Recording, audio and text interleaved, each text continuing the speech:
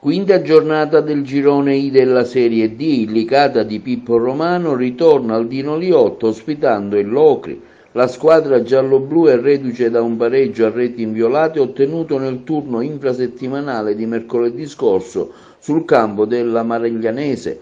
I calabresi di mister Renato Mancini al Comunale di Locri hanno pareggiato 1-1 nel derby con il San Luca Calcio. D'inizio alle ore 15 arbitrerà Marra di Mantova. Hanno presentato la partita mister Pippo Romano e il capitano Giulio Orlando. Mister, domenica dopo il pareggio contro la Mariglianese arriva il Locri, una squadra difficile che ha avuto un inizio esaltante.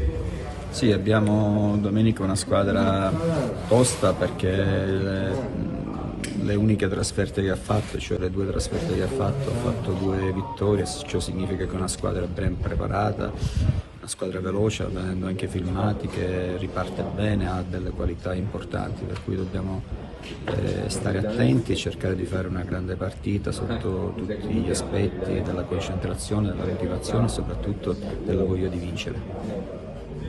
Giulio, dopo un pareggio in terra campana contro la Mariglianese avete mosso la classifica, per adesso servono i 3 punti contro il Locri, non è una partita semplice ma al Dino Liotto servono i 3 punti.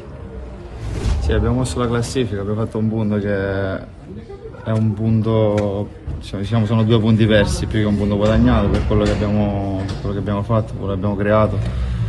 Domenica arriva il Locri e sicuramente speriamo di fare il risultato e di fare la prima vittoria in campionato.